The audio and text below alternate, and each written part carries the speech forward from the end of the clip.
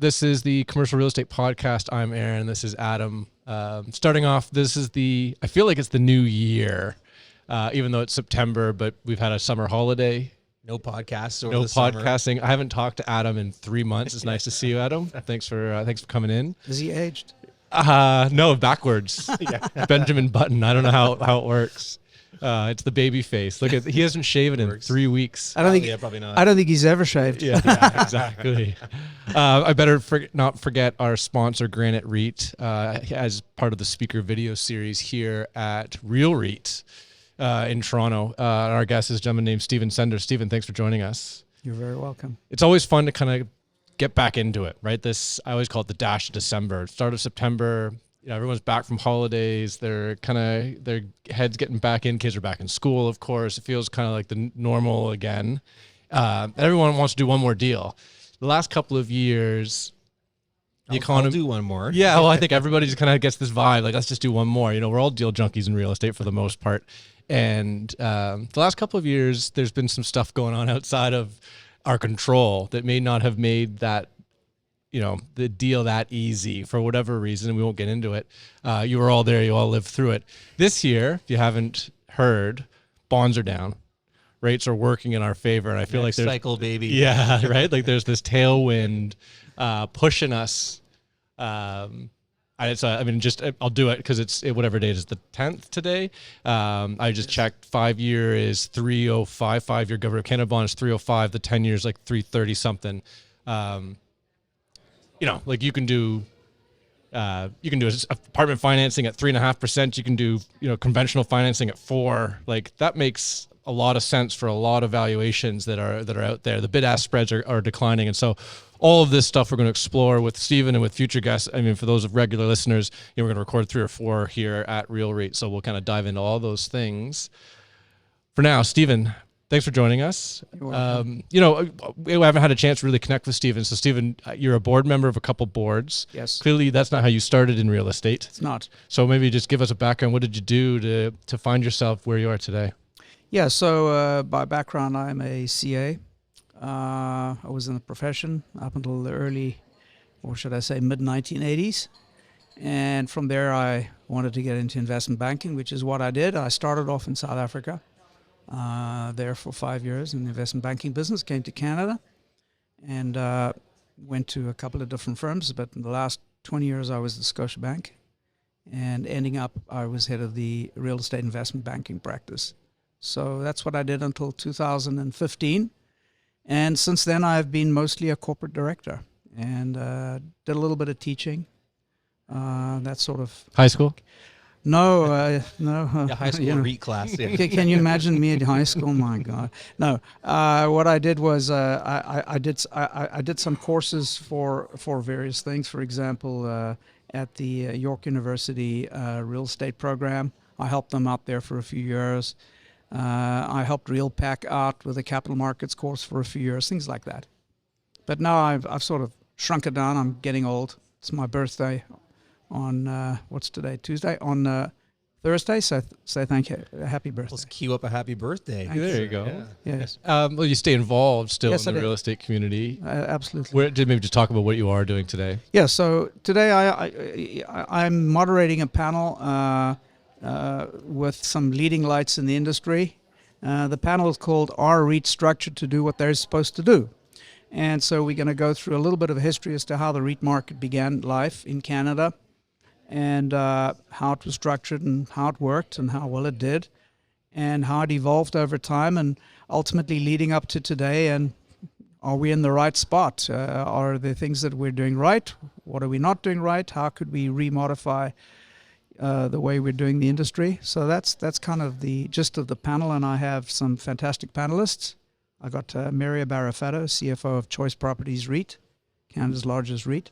Rob Krumer, who's CEO of Kingset Capital, one of our largest private equity groups in real estate in Canada. Jamie Manley, who's EVP Investments at QuadReal, who runs the Canadian operations. And Mike Markides, who's MD and REIT analyst at BMO Capital Markets. So great panel. Great. Previous podcast guests in the mix there too. Yeah, So that's a mark of endorsement. Excellent. Do we want to do a REIT history? Yeah, let's do that. Sure. It's Go. And then the final word spoken on this podcast will be answering that question. Are they structured to do what they're supposed to do? Yes or no? We'll save that for the very end. There you go. I like it. I like answer. Yeah. So maybe we'll jump into a REIT history. So Canada. a little bit of history here. So in the late 1980s, the Canadian real estate sector was on fire, and supply was going completely nuts. And a lot of the office buildings you see in downtown Toronto were built during that period. And retail everywhere. There was just an explosion of activity, and it was a great time. But unfortunately, it did come to an end. And it came to an end around 1990, precipitated by a few things. One is a downturn in the economy, rising interest rates, increases in taxes, and so on. And the commercial real estate industry in Canada basically crashed. And from about 1990 to 94, it was just very ugly. A lot of companies went into bankruptcy. Uglier than it is today. We've had many guests on this. We've had many conversations about, are we going to end up there? I think the answer was, well, I'm confident saying no, we will not. It's completely different. I mean, what we've been through the last few years is some bad weather, Yeah. But, just put on a sweater and use an umbrella, you'll be okay. That was just a hurricane. It was a using the hurricane. analogy. Just completely wiped out the island, and it was really tough. That said, it created the most spectacular opportunity. And the opportunity was to buy very high quality real estate at incredibly discounted prices. And at the same time, what we saw was we had a few small mutual funds in Canada that owned real estate. That was what they were, real estate mutual funds that ran into liquidity issues, and they couldn't deal with the redemptions. Investors were saying, I want my money back. Well, sorry, we can't sell the property, so I can't give you your money back. And long story short, they managed to get the Securities Commission to agree to close these vehicles up. However, closing up meant you won't redeem anybody anymore. But what you will do is have your units listed on the stock exchange. And if somebody wants money, what they'll do is offer the units for sale and get somebody to buy them. That's how you'll get your liquidity. And hence the start of the Canadian REIT market. So that was how we got 3 entities public that way, eventually 4. Did REITs exist all over the world at that point, or was it relatively so go back new? So go back in time. The REIT concept was invented in the United States. It was a defined term under the U.S. Income Tax Code in the early 1960s during Eisenhower's presidency. They came into being structurally, but it took quite a while before it took. And there was a little bit of a venture that went on in the early 70s, but not particularly successful for a variety of reasons. Then the tax laws changed in the U.S., making other structures like limited partnerships significantly less appealing tax-wise, and which laid the groundwork for a REIT market, which really began in earnest in the early 1990s in the U.S., probably in 1991 with the IPO of Kimco Realty. And so the U.S. went through this IPO process, creating this very wonderful big new REIT market in the early 90s, and Canada followed suit a few years later with these fledgling little companies. And but we never had the technical tax and legal support that the U.S. did. They already had legislation. We didn't have that. And for old people who are listening to this, they'll remember there was something called limited liability that really freaked people out, where a REIT did not enjoy what was called limited liability. So if a REIT went into bankruptcy and its liabilities exceeded its assets, in theory, the lenders could come after the investors. Well, that was not very appealing to people. That's a hard sell. It was a really hard sell. Trust me, it'll be okay. Yeah, exactly. So it was very tough. So anyway, that eventually did get resolved many years later, and we didn't have tax legislation that was specifically designed for REITs. That also took many, many years later, but those things are ancient history. All worked out in the end. Before you keep going, Stephen, don't say it. Adam, what are the 3 REITs that started? I have no idea, by the way. So RioCan? Yeah, I'm throwing you under the bus here. Well done. RioCan, okay. I think they were first. They were, I would say, second. But only by a few months. Yeah. Killam? Are they in there? No, they came later. I think I'm missing an obvious one. I'm sure there's some listener right now screaming at their... So the one you're missing is no longer exists as an independent entity. It was CREIT, Canadian Real Estate Investment Trust. That was the first one. Okay. And or maybe I may be wrong. It could have been Real Fund, but it was either CREIT or Real Fund. And but CREIT got eventually merged and taken over by what is now Choice Properties. So that went, There was one called Real Fund, which RioCan bought. And RioCan didn't start off life as RioCan. It changed its name into RioCan after being formed as a REIT.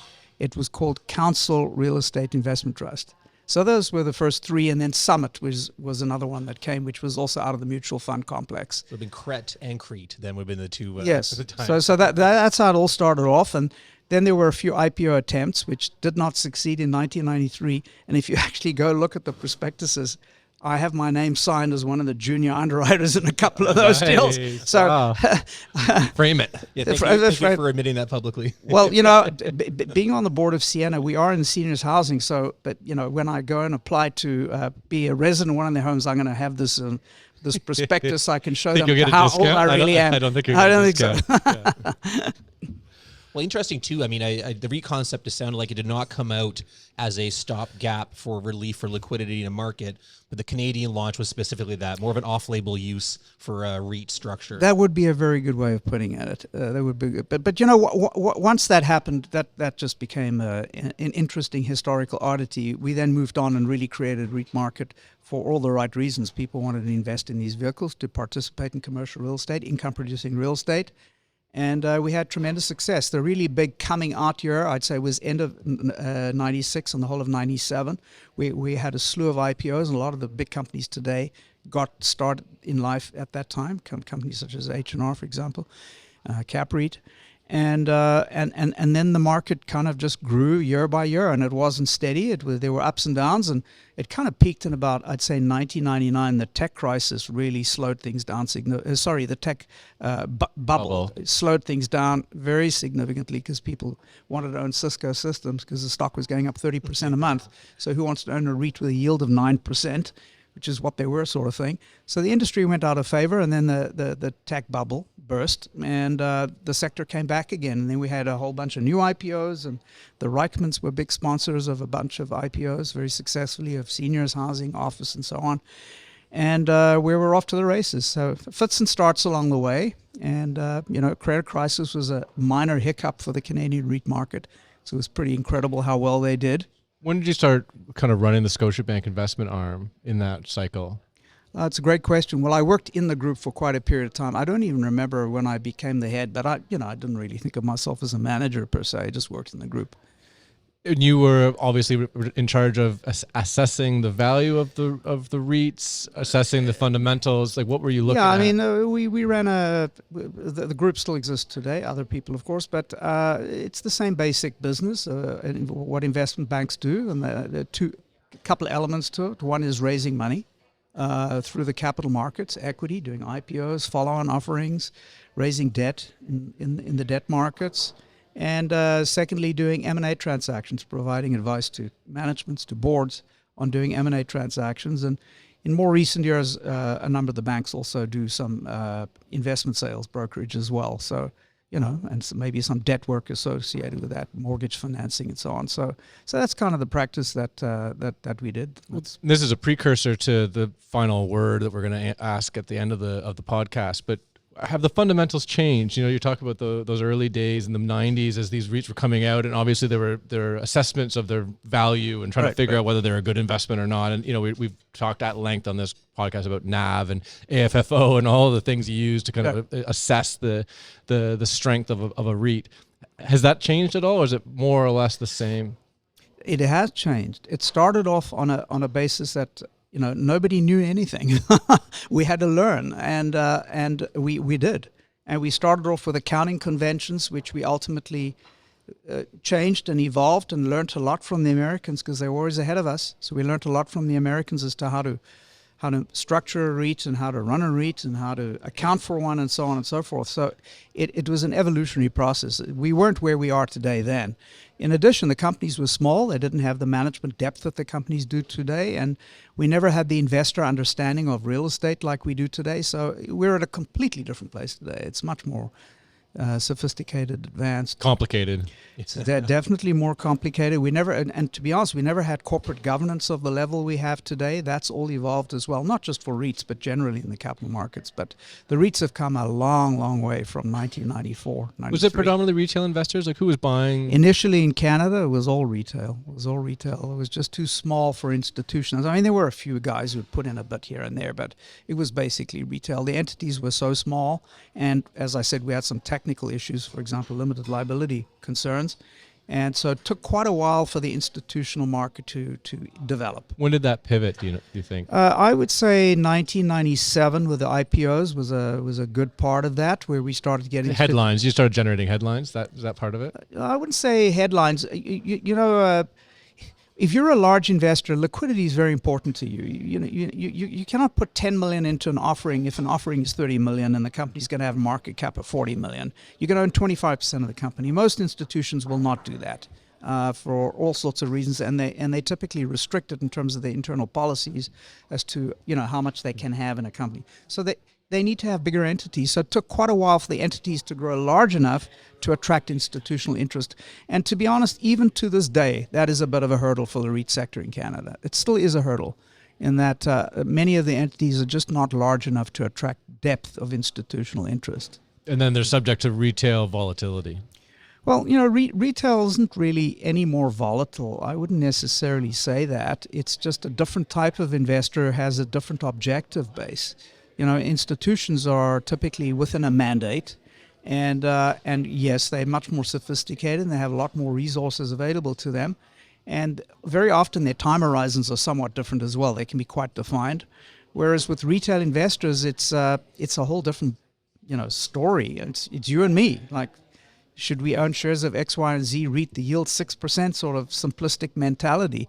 The institutions are a lot more sophisticated than that. We're ruled by our emotions and daily headlines. Well, how much at the beginning of the kind of launch of the REITs, how much of an education process was there if it was funded by retail investors? Was this concept so out of line with other investments outside of real estate? Well, and the other thing, remember, it's not Wealthsimple. It's not an app that people are going on to buy these things. Like it was a different access to the retail market. Keep in mind, the early days, there was no online trading or anything like that. You didn't have an online account with your bank. Everything was through your retail broker.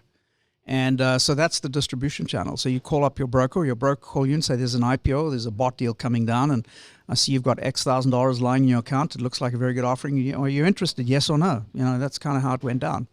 And to some degree, that's Wolf of Wall Street, Adam. You would understand. Yeah. But one of the defining elements of the Canadian REIT market has always been its high orientation towards retail investors. Now, it's less than what it used to be because there are a fair amount of institutions who invest in the business. But compared to the U.S., it's still very different. The U.S. is very institutional. Australia, very institutional. Countries like the U.K. Canada is quite unique in having this very high retail participation in the REIT market. Is that because I'm trying to? I mean, why is that? I guess what makes that? Is it just a psyche of a Canadian? I think it starts from our history. It's starting off with these very small entities where the orientation towards giving you that monthly distribution. I mean, why a distribution monthly? In the U.S., it's all quarterly. Yeah, it's monthly. Now, there are one or two that may pay quarterly, but generally speaking, it's a monthly pay. And we focus on things such as the tax deferral nature of the distribution. I don't want to bore you on that here, but that's always been a very important component to it, is this distribution, this monthly distribution.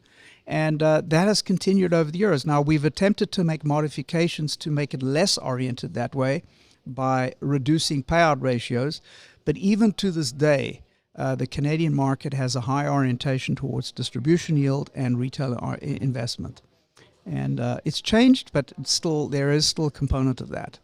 So Aaron and I go out and accumulate a couple $100 million worth of real estate. How difficult would it be to IPO in the current market? Well, today IPOs, you'd be really, you'd have to have it in an area where people really saw opportunity. So I'm not going to say which asset class, because it just depends on what your business is. We all know. Number one. Number two, number two, size. So a couple of $100 million of real estate ain't going to do We're it. light? Okay. You're way light. You're way light. To get the thing really going today, you need Pathetic, Adam. Adam, you're geez. Is that all you could find is 200 million? No, I would have a much bigger number in my mind to make sense of it. At least $1 billion of real estate, if not a couple of billion, to really get you going. Because what you want to have is the sponsors to retain some equity of some magnitude. So if they had, say, 15 or 20% of the equity, and then you've got sufficient equity to have an IPO of at least 200-300 million or more, you work the math back plus leverage. You're going to be, you're going to be up there. It's going to be in the billions. When was the last IPO in Canada? Oh, gee whiz. I stand to be corrected, but I think the last was Dream did an IPO sometime, was it last year, of a U.S. residential REIT. I believe that was the last one. Okay.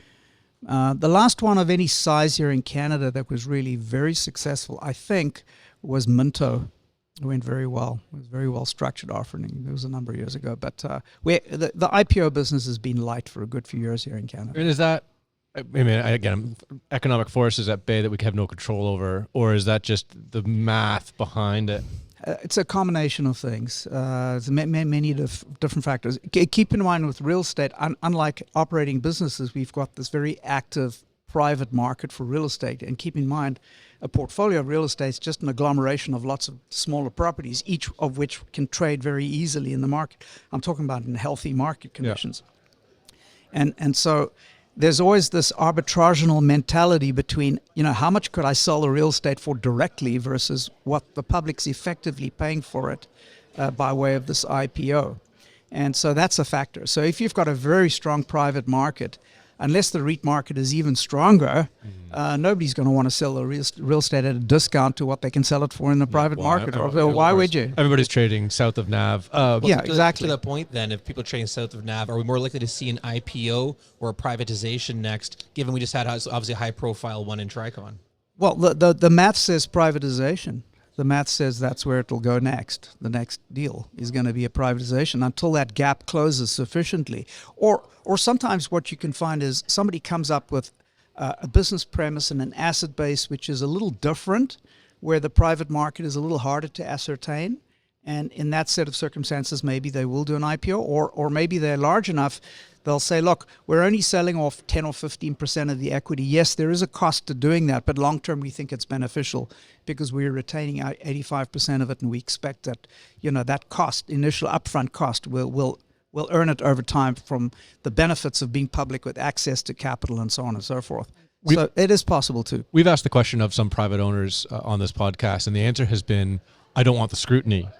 Well, I don't want to go through the governance due diligence. It's that's a very legitimate concern. I mean, that's a reality of being public. I mean, it's one of the reasons why the private equity world, not just real estate, all assets, has grown as quickly as it has, because it is an environment of significantly less scrutiny. You don't have securities commissions to worry over.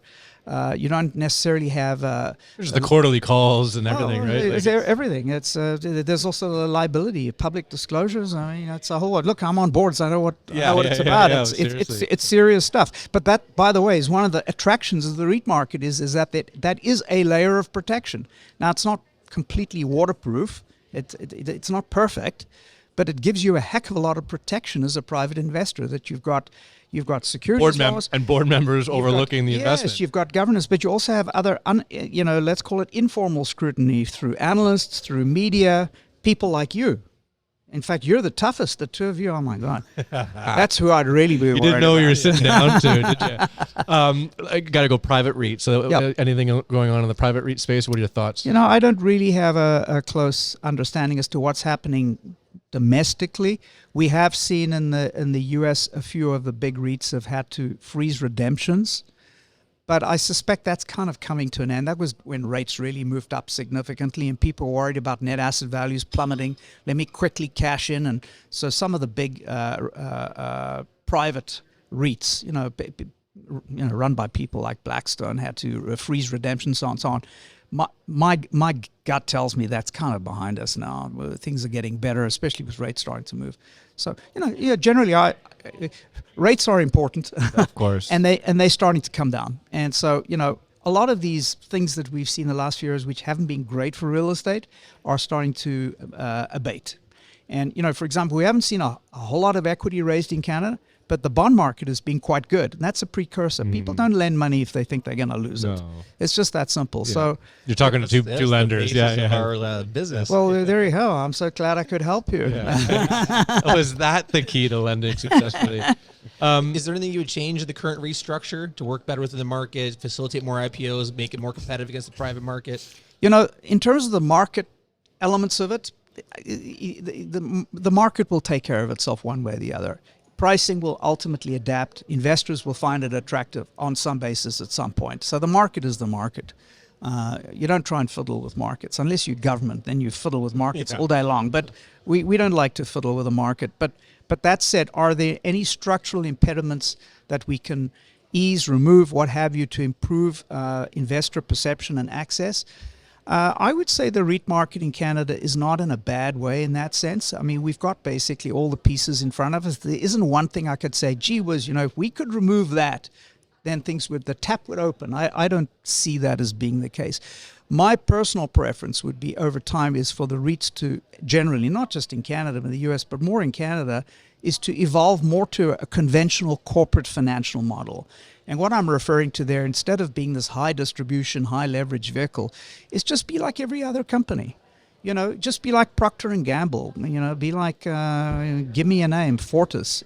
Where you do have a payout ratio, but it's significantly well below 100, maybe 30%, 40%, 50%, whatever, of your earnings. And don't lever yourself too much. Give people a dividend, which is going to probably be in the range of, let's call it 3 to 4%. Retain a fair amount of your earnings, reinvest it in your business, and over time the dividend will grow, and people will get a return through both dividend plus capital appreciation. That's what I call a conventional corporate model.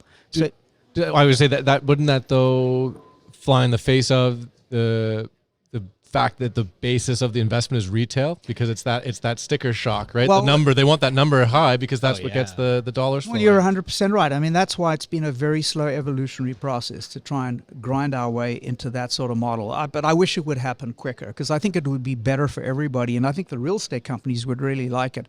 By the way, now that I'm no longer an investment banker, I can say they would be the losers, because companies wouldn't have to raise equity that much, because you're retaining their earnings. That's what you do. Go and look when last I mentioned Procter & Gamble. When last did they raise equity? And I just use them. But and you're just more of a healthy business model, or less dependent on leverage, less subject to interest rate volatility. Less tightly wound financially. Yes, gives you more flexibility. That would also come from a regulatory change, though, just because human nature being what it is. If you start cutting distributions, that's going to get all your investors' attention immediately.